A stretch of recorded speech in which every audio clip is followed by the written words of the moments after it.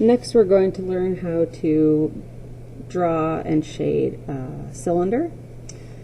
So when you look across the surface of a cylinder, you don't see a circle, you see what's called an ellipse. That's the name of that shape. So the first thing we have to do is draw that shape. And your wrist will, if you bend the wrist and hold your pencil still, you'll get a curved line, which is great to know because drawing curved lines is very useful in art. And then you just want to connect those two ends with a curved line. All right. And then you're going to draw two parallel lines straight down.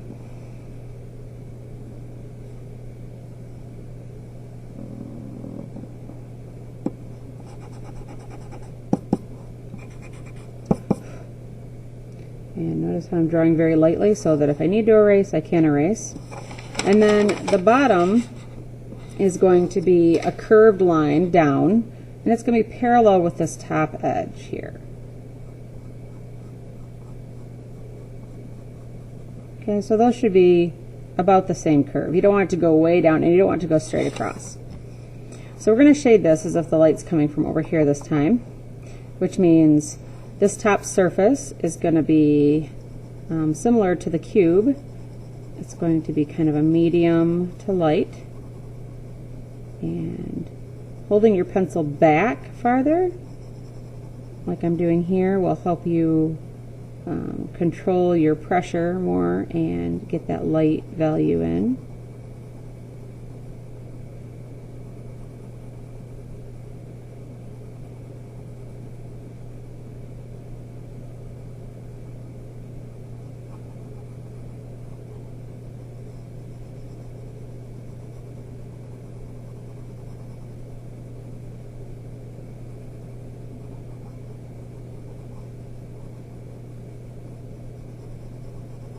Alright, and then what we're going to do is the light is going to be, it's going to be lighter kind of right here. So what we're going to do is we're going to turn our paper sideways and we're going to start out this edge at our darkest dark, and you want to go right along that edge. Careful to keep your line straight. And then as you come towards the center, you're going to get lighter and lighter and lighter until you get to that line where it's the lightest. You might want to erase that line if you drew it in. Sometimes those don't blend very well. And then we're going to keep doing this here.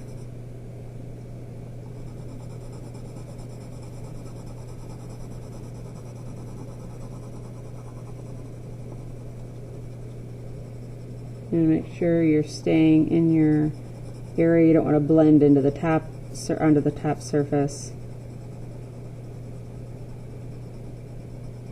And since a cylinder's surface curves around the outer edge, you want to make sure your pencil strokes kind of match that. So if you're going in this direction, make sure you're kind of rounding your shading. And again, we're looking for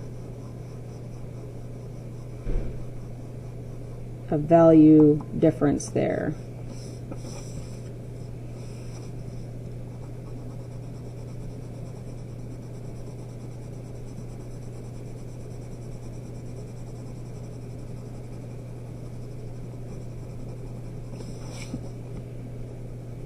Notice how I'm turning my paper so that I can stay in those lines better. You don't ever want to get in the habit of just blending outside and saying, oh, I'll erase it later, because you know, unless you're shading very lightly, you're never going to get rid of those lines, and then it takes away from the craftsmanship of your project.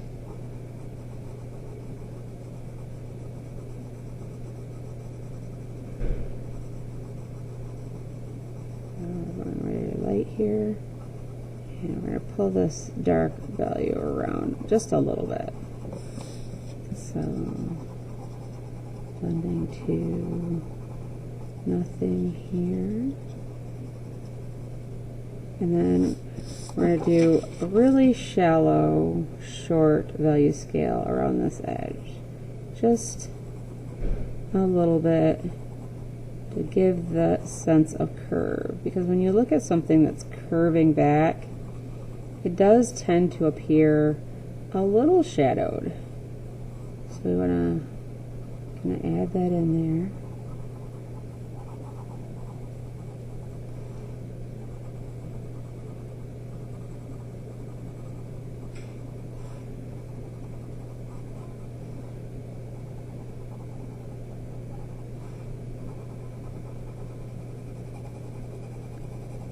And then just continue blending.